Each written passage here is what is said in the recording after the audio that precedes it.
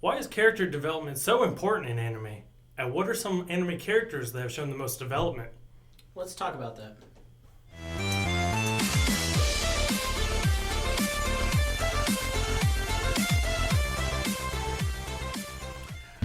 All right, guys, let's talk otaku. Andrew here, and then I've got my brother Josiah on the show today. So this is going to be episode 2, and we are going to be talking about character development. Character development being a very important subject in anime. Specifically, I think, and you can correct me if I'm wrong, but animes tend to lean off of a character for their story plot versus just a overall plot. While a lot of shows out there, be it The Office on Netflix, if you want to go see that, or really any kind of TV show for Star Trek or anything, they have main characters, but the actual plot of the show derives more on concepts or various factors. Whereas in anime, more specifically, it heavily relies on you really seeing the main story highlighted by the character and their development process. I know, I definitely agree with that. I think there's a lot of animes that if they didn't have this character development, I probably wouldn't watch and enjoy to begin with. Because, for like example, even villains, they can make the big difference. And if you don't got a good villain, that's one thing, okay? But if you have a bad villain, and then he turns to a worse villain, which makes like the story good, better, that gives a better plot to the story, it really changes that outcome, and it builds the anime up so much that it makes the viewers enjoy and want to watch it more. So it's like, for a good example, Avatar. I mean, I kind of liked Avatar in the first season, and the second season you get the water and all that, and those are good. But I really like the season where Zuko, his character development happens, and he's like all good, and he's like trying to make it even with the other Avatar and Sokka and Katara. Yeah, he's made like a shift in the actual mood of the show. Yeah, and even though he's like not the best character, like you got Iroh and some other characters, the fact that he changes so much from such a lame character to like one of the coolest, it really boosts the show. I feel like that character development really changed, in my opinions on it. Yeah, no, definitely. And I feel like there's a lot, especially, again, in anime, where there's side character developments that even alter. Like, it's not even just the main character. Because, obviously, we can take development from, you take One Punch Man, and you take... Oh, yeah. It's a funny concept. It's just a guy who, like, exercises a lot, essentially becomes a god.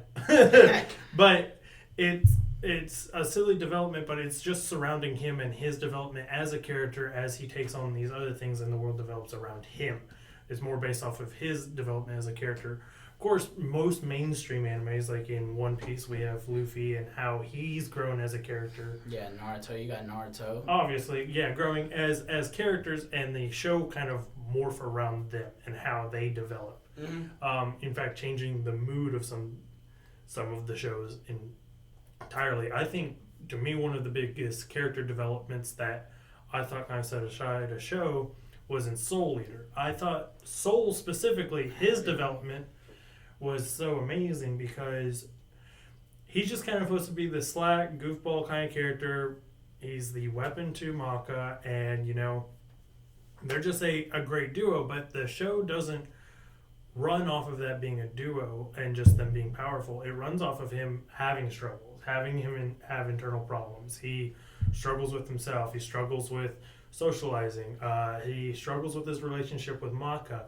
And it's as he develops that then they start getting more powered up. Mm-hmm. And so towards the end, when he's at his peak of development of accepting with like both sides of himself and allowing Maka to even be more pried into his life and being more honest with her, that he finally not just makes himself a better person, but he makes Maka a better person. Yeah, I definitely see that. It's one of the animes I was coming here to discuss. I think Soul Eater really has, I wouldn't say multiple characters with good development, but it has some of the biggest developments Definitely. with characters.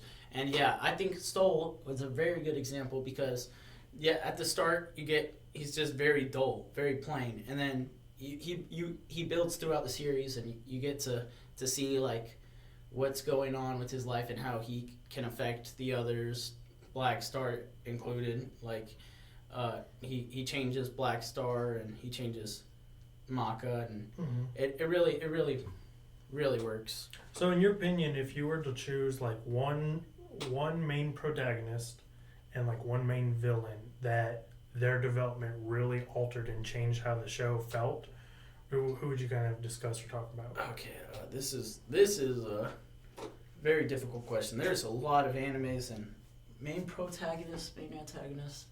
I think I would say Naruto for protagonist. The thing is, after watching 720 episodes and a couple movies for Naruto, that's including Shippuden, you really get to see his life change more than anyone. You get all Naruto throughout the whole show. Sometimes you'll get some other characters, but it's mostly Naruto. Like, and the first couple seasons, I cannot stand Naruto. He's a little punk who runs the village, and it's like he's just super lame, super annoying. Don't care for his voice actor. He's super lame. The voice actor grows on to you after a couple seasons, but the big thing is after once you get to the tournament arc, he starts to get a little more enjoyable, but he's still not like super cool or anything. For me, once Shippuden hits and he like grows up, and Kakashi and all the others see how much he improved and how strong he's become, that's for me when you really see a huge development. And throughout the whole Shippuden series, you can see how good he gets, and it's like I definitely think I would even say Naruto is a top 10, top 15 favorite anime character, but he is really the biggest difference I could see in any anime character. I would say would be between Naruto and well, for protagonist goes, it'd be Naruto, I'd say. Gotcha, what about you for protagonist? For protagonist, I would probably say Ainzel Gon from Overlord, just because the concept of the show is, of course, it's an isekai, and we see many isekai concepts. You have everything from Jobless reincarnation, which also I would say the main character from Jobless, forgot his real name when he's alive, but Rudius in Jobless as well, very well character developed. But on Ainzel Gon, they don't stop with the character thinking analytically. He goes into the world and his very thoughts are, okay, how does this world work? Okay, what can I do?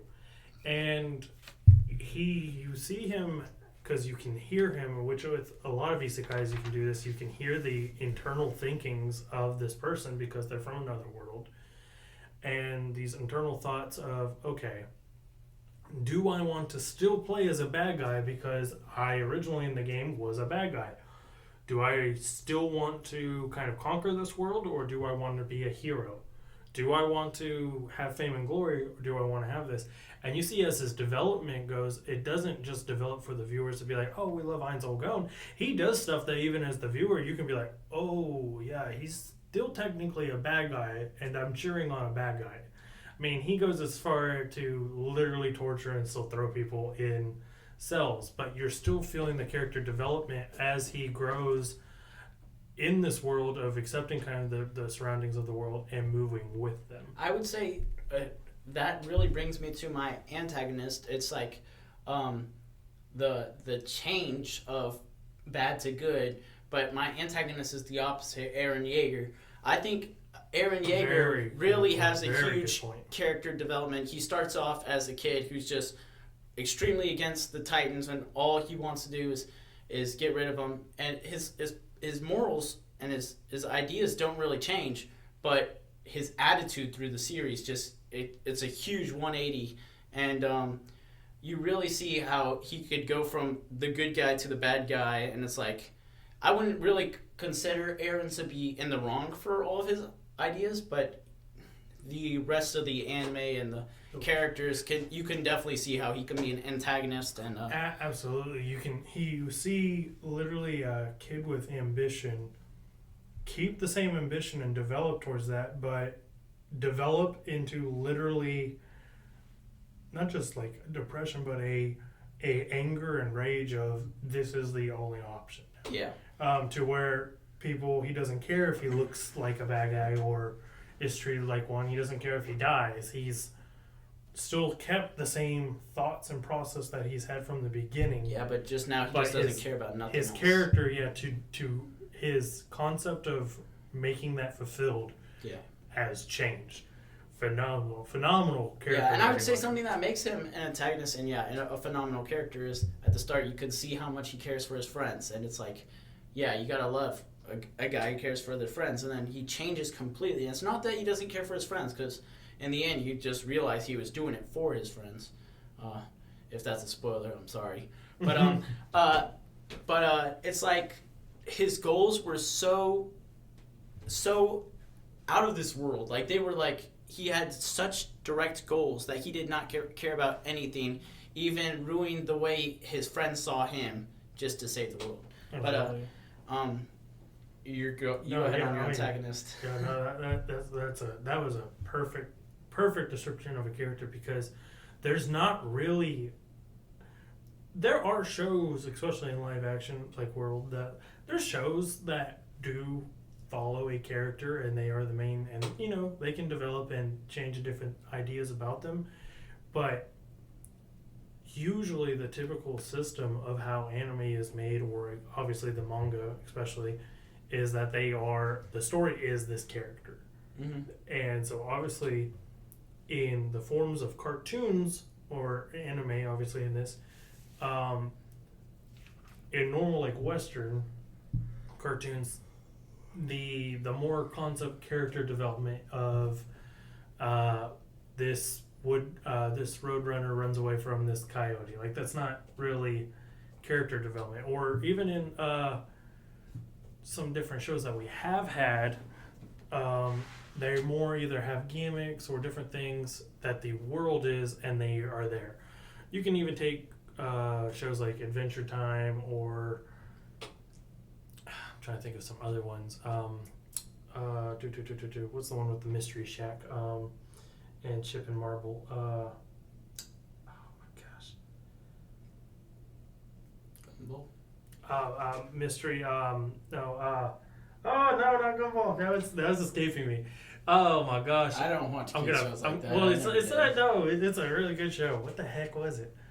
And I get those shows. Yeah, they're definitely for like an older audience. The little kids don't understand the jokes, but I was just always more into the anime side of things. Oh, absolutely. Because I think the three things that the Western side of like animation doesn't have compared to the Japanese anime is not just like character development and trying to make a world around a character and like how that character acts. They've also found the happy line of being able to take a show that's not necessarily just a comedy, because obviously there's comedy animes and it's a little bit looser on the character development, but they have a very happy medium of shows that are serious, being able to be funny and develop with them. Like the characters feel more real than just watching a show and you're like, okay, this is the character, they say no to this, they say yes to this. It feels a little bit more like a real person. And then lastly, music obviously being a huge impact, especially in anime, is super cool, because a lot of anime uses, especially in mainstream anime, uses theme music and cues to highlight events and development in characters. Yeah, it also makes the sad moments more emotional. Absolutely. It really emphasizes and highlights the big points in like this might be some spoilers. Are you caught up on Masamune? Yeah, I okay. Know. It's a great anime. Masamune to me is spoiler for you. Okay, so and if this is spoilers, you might want to turn this down or give it a pause, but if you're caught up on Masamune-kun's Revenge, this has been a character from the beginning who's literally just like the show has been to make revenge. He's been trying to win over this girl, and get revenge on her. Mm-hmm. Just for that dream now to be shattered when he finds out that she likes him. That not just likes him. Oh yeah, it's not her fault. Yeah, it was actually the maid. She wasn't the one who called him these things. That was his huge. his entire thought process and mind process of getting in shape to get this girl and show her that she missed out on everything and made the wrong choice. All broke when he finds out that the person who called him these nasty things and made him go into the spiraling depression weren't even him. Yeah. And the music cues that I always think about when doing that is anytime he gets a part in the show where he literally has to say no to somebody, where he has the internal thought of, man, I could be happy here. Yeah. Man, I can give up on everything, I could take this. Yeah. It starts playing this very, very soft piano cue as I I know exactly what you're talking about because it hits the same level. Exactly, and every time you can feel it. You feel all of a sudden the pressure that this character is feeling that you don't feel a lot of times in other shows. Oh yeah. It's just like this heavy weight, and you're like, oh man. Yeah, and it's not even just through the new season, but even through the past seasons. If you haven't finished it, even when Neko just first comes along, he sees Neko and he's like, I could just right now leave and be boyfriend and girlfriend happy with Neko. But he's like, no, he was his goals. He was so hung up on this revenge, and then he realizes the revenge is for nothing. And it's like, he's very good about it too. He's like, well, I guess it's not her fault, And then he goes to the maid and he's like, don't even worry about it, Mm-hmm. I feel like if it was me, it would have been a lot worse, but... Absolutely. But you see the character development throughout the whole show. It's a really quick show. I'd definitely give it a recommend if you haven't seen it. Definitely. I think also another thing, obviously the shows like Naruto and One Piece and really any of the bigger mainstream that go over 200 episodes, it's very easy to get kind of towards the end of those and look back and be like, man, this character has grown so much. Mm-hmm. To me, the more impressive character developments, though, are the shows that aren't as huge. Maybe even have 1 or 2 seasons, but yet you feel such a change and developed character come through. So, Soul Eater being a little bit shorter. Oh, yeah, Soul Eater for sure. For sure. Trying to think of some other ones. I have some. Noragami Yukine. That was a big one for me. Absolutely. I could not stand Yukine in the first season. He was just a little brat, and it shows. Didn't want to be there. Yeah. Yeah. It really shows. He was even him being a sword. He was a lame sword, and then he turns to the devil dual wield, and then his attitude's a lot better. He's a lot more polite and respectable, and it makes him a lot more enjoyable. Mm-hmm. So that was a big one for me. The main protag from Rent a Girlfriend. Oh, yeah. Yeah. He has consistently been basically a kind of really a scumbag where you're like, dude, you're so cringe. Yeah, I can't stand you. You're so boring, too. And just for him to girls. actually develop a little bit of okay, you're still kind of an idiot, and I don't necessarily agree with you, but now I'm starting to understand parts about you of why you feel like you're in a pickle. Yeah, and he's doing everything for her, and it's and the attitude through his family and everything that's going on, you definitely see it. Definitely. Yeah, I wouldn't say I like him that much, but you could definitely see the character development. Mm-hmm. And you see, that's another thing is the character development also isn't necessarily to make you like them. Yeah, it usually does, but in some cases you can see the character development make him a worse character, but actually makes the show better through that, Mm-hmm. Especially with villains, sometimes it makes them less likable because they're doing something you wouldn't expect, but it definitely makes the show better. Mm-hmm. I would say there's it's very rare for a character's development to ruin a show. So I think usually even if it's something that you don't like and this character is developed in a way that you don't, it benefits the show so much in the way that character acts now that it literally changes and alters the show better or for worse in a very impressive way of how just a few changes can happen. I also had a comment I kill on here, and she was a character I was like, yeah, she's developed a lot, but I would say the big thing about it is through the show, Tatsumi is the protagonist the whole time, So whenever it kind of switches to her becoming the protagonist, you can really see then how much the show is changing. Like it's one of the biggest spoil shows. I can't even say much if you haven't seen the show. Oh, great character development is in freaking Haiku. What's the setter? Sugawara. Bro, he's got such great character Unless you talk about Kageyama, they both have very good character development. The one from the very first season that's like his competitor that he has to start learning with. Black hair. Yeah, Sugawara. Oh wait, no, Kageyama. Yeah, Kageyama, he's a jerk through all of middle school and everyone hates him. He has trouble with his teammates even at the start of the season and Haikyuu. And I would say it's not till the halfway point in the 4th season, which is the last season they came out with, where you can really see that he's fully developed. He's gotten to the point where he needs to be. Throughout that whole season, you see all the other seasons, you see him developing, trying to get over his behavior, because the setter can't do nothing without the respect and being able to read his teammates. You know, you can't be self-centered if you're the setter. Like, that's one of the big points in the show. Absolutely. And he's very self-centered and he just wants to win. But he learns throughout the show that a team is better than just an individual. And it takes him a while, even with the newer season. He sees, like, he just wants the point. He feels like he's doing good, but his teammates aren't doing well. But, I mean, that's how it goes sometimes. Mm-hmm. But, and it's not till, like, halfway point of that season where he's, like, encouraging his teammates and he becomes... Exactly, yeah. And that's a great one, because the character developments are, like, just kind of going off of it's not just one person that makes a team. It's the same for anime. It's not just one person that can make a show. The side character developments not just help whatever protags or antags, but they can alter and change the entire mood and feeling of a show. And to me, that's like one of the big benefits and why it's so important in character development in it.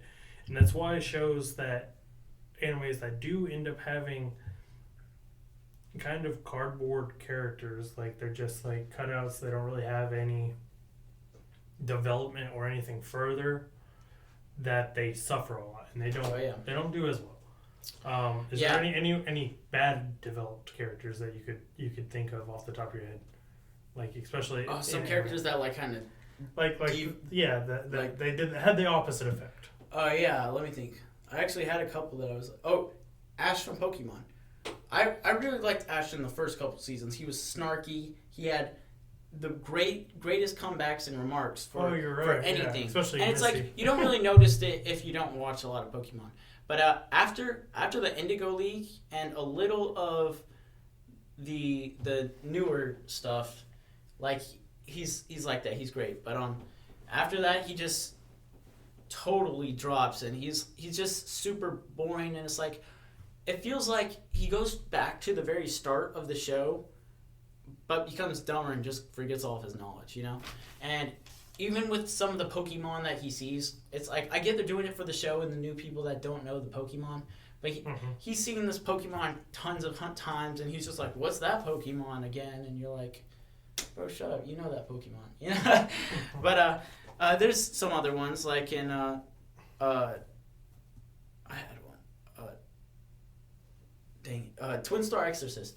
Both the main characters. I liked them a lot at the start. They were very it was very classic, the romance that was going on between them, you know? They like each other, and it's like a little enjoyable, where it's like, it's not cringy to the audience, but it's like you get what's going on. Then I would say the split point is when the little girl comes in. I forget her name. But the little girl that's like wants to be their daughter, the little kid. I feel like kids ruin animes. Sword Art Online is the same way. I feel like Asuna, she was really great character in the first season. That's a good point. And Asuna just totally drops when Yuki comes. Yeah, she's just so dull. She's like, oh, I gotta save Kirito. SAO suffered heavily from trying to be a harem-style show. Yeah. Because it developed so well, like the whole point of like the Asuna and Kirito development that felt so real is in the very first part when they are in Sword Art, and even when in Alfheim, even though I don't care for Alfheim as much, it still had the reality of like, you know, we're real people, we can die in here, and we're kind of like freaked out. And now we've developed, because we've been stuck in this game for so long. Now, of course, we've developed into a relationship. We've kind of been picking on each other this whole time for it to actually bloom and blossom into something. Just for it to get out of the show and just be like, I'm the main one. I'm the redhead one. I'm the pink-haired one. I'm the lolly. Like, you're like, what? Like, and it's like a lot of things were very obvious. He's not going to get with them. But it's like, with good harem animes, you never know who he's getting. Like, that's the one exactly. A good harem anime, you're like... A mystery. The quintessential tuple. Yeah, that's one I was going to talk about just now. Nino, very good character development. I could not stand her in the first season. For sure. And I absolutely love her in the newer season. She's... now, I don't want to sound like a weeb, even though, I kind of am. But she was one of those characters that I felt like the tsundere, it was not going anywhere, and it was just kind of boring. But in the newer season, like, I was just like, wow, that's a good tsundere. She knows how to work things, and you like some of the other characters, like Miku, she's great throughout the whole thing. Yotsuba, not too bad, so it's like you understand what goes on. That's one where all of the characters had developed. Even the oldest sister one, how she developed yes, she liked him, but she felt like she was kind of supporting her sister, so she had these other ambitions. Kind of like Alexander Hamilton, Angelica stepping down for Eliza. Yeah, hey, I mean, yes, we'll bring some Broadway into this, but yeah, it's heavy. That's a great show. Yeah, of showing. Throughout the anime, you never know who he's going to get with, and that's like the whole idea of the anime. You see, they're all twins, so you know it's really hard to choose between the quintuplets, and throughout the whole anime, it's like he's getting married to someone, but you don't know who it is, and it's like there's a little foreshadowing to it, but you never know, and it's like in the end, I feel like everyone had like some sort of idea who it was going to be, but it was never obvious, Mm-hmm. It could have gone any other way, and they could have changed things up, and it would have been. The funniest character development was in Shinubio, when the guy, every time he showed up on screen, was darker. Best character. Not really, but that was funny. That was funny. That was funny. It's the little ads in even little anime. things. Yeah, the little things in anime. They really give that notch, Without that, it's maybe a point lower, Mm-hmm. If I'm rating those things, maybe it's a 9 out of 10 anime, but those little character developments that change the details, it brings it to that 91, 92. So, mm-hmm. Yeah, I think that's super solid. Yeah. And back to Haiku, when the other setter, Sugawara, throughout the whole anime, he's a super nice guy. You like that, and you get that he doesn't get a start because there's a protege mm-hmm. setter on his team. So it's like you gotta feel bad for him. But it's like throughout the whole anime, you see how much he works, and he gets to play and start in some games, and he gets to do the dual setter, and mm-hmm. it's always fun to watch, and even just the way he's like an upperclassman towards his underclassmen. It's like it really makes you emotional, and yeah, I think a sports anime is a good spot for development. Period, because when you're trying to do, or really another one, Assassination Classroom. But anytime you have multiple characters at once, and it has to be a good cast, and it's not just like, I'm the main one, these are kind of around me. The actual development on all those side characters is so important, and if it's done well, it just not just moves the plot forward, but it makes you want to be part of that group. Yeah, that group is important. And I can name tons of anime characters from Haiku that are the same way. Mm-hmm. Tsukishima and Tadashi, other first years in the anime. For sure. Tsukishima, throughout the whole anime, plays volleyball, but he doesn't really like the sport. Mm-hmm. And he's a blocker, and he's never had that feeling that made him enjoy the sport. And you don't see it till the third season, but where he finally gets that feeling where he loves the sport. Mm-hmm. That's a big one. And then Tadashi, just a very plain, boring setter. A pin server, really bad at the game compared to his teammates. Mm-hmm. I still don't really like Tadashi, but his moments are very, very enjoyable to watch whenever he does good. So that's another character. But absolutely, I mean, yeah, super solid. So I mean, I think that's why character development in anime is good. I'm pretty sure we could go on and on about different characters, but I think overall, just kind of like we were saying, is character development in anime not just makes or breaks it, but it kind of helps define the show and give it the character aspect. It gives us the things that we love. It's the reason why you can have a show like Naruto or any really mainstream where it has thousands of characters. Yeah, all these characters have some sort of good character development. And exactly, and it still pushes the show. Yeah. My Hero Academia, to me, Bakugo, the way that they've brought his character as just from being this I hate you character to I hate that you think you're bad and you need to do better, and I'm gonna just punish you for thinking you're bad. Even when he's still evil, like not evil, but like mean, douchey, you start to see how much he's jealous and stuff towards Midoriya instead of just being like a hater towards him. Like, Absolutely. Once he gets jealous towards him and you see that he's jealous, it's like a big change. And even with like Natsu, he kind of the same throughout the whole season, and it's like he's enjoyable. I've always liked Natsu, but I wouldn't say it's until all the way to the tournament arc, where even a little after the tournament arc, and where he comes back and he's just so much different. He's matured a lot since then. Yeah, he's not a goofball. Yeah, he's a lot more serious. You know, melts down the stadium. Yeah. Yeah. And he's still beast. He still has his humor and fun, but he's so funny. It doesn't take away from their character. It enhances their character. Yeah, and like we said, this character development really makes it big for the anime characters, and even the little details give the big notch and switch that the anime needs to be great. You know. Absolutely, and I think that's kind of all I got for it.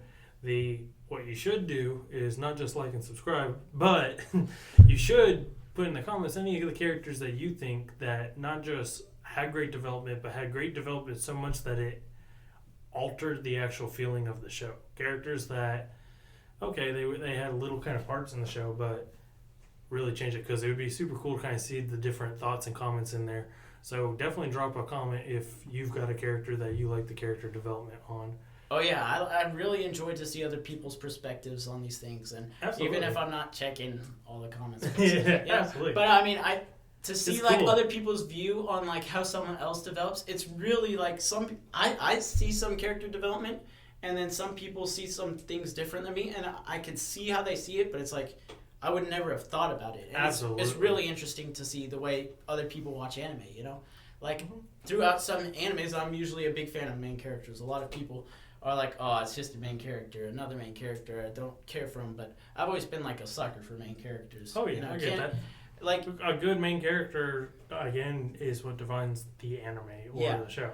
And it's like to see how other people really like the characters that are less main and just don't really have a big, don't really make a big difference to the anime whether they're in or not, but they're still enjoyable. And it's like, wow, like I can understand why they're a good character, but I would have never thought they were a good character. How they actually changed. So please leave those comments. You know, it's really, really interesting for us, and you know. Yeah, to kind of say, for sure. But that's, I guess, where we'll cut this one, and then stay tuned. We'll get to anime trending. And we're back to anime trending. At the top, Jobless Reincarnation still very popular. Not surprised. My Happy Marriage at number 2, you know, and it might be passed soon with the big improvement with Bleach. You know, Bleach, very, very popular right now. It's actually boosted up a little, but that's what we got for the top 3. If you want to see those, we're back to 4, 5, and 6. The Girl I Like Forgot Her Glasses. Same old. It's still up there. Actually, it dropped down from Bleach. Bleach had gone up and it came down. Zom 100 staying at 5, and at 6 we have Reign of the 7 Spellblades. If that's correct. Masamune-kun, this is one I highly recommend. We talked about it earlier in the video. Masamune-kun's Revenge, great anime. It had its second season, just dropped recently. It's definitely gonna have a new season coming out soon, and I can't wait for that. And I would just recommend this one to you. And also, we'll get to that in a second. Anime I want to talk about is Danmachi, one of my favorites. I've when it first dropped, I've always really liked this one. I'd say it's easily a top 10 favorite anime of all time.